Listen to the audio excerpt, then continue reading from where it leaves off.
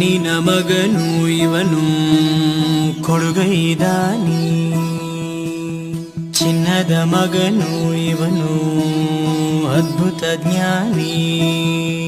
ಜನಸೇವೆಗೆಂದೇ ಹುಟ್ಟಿರುವ ದೇವರ ಕುಲವೋ, ಇವರ ನೆರಳೆ ಬಡವರಿಗೆ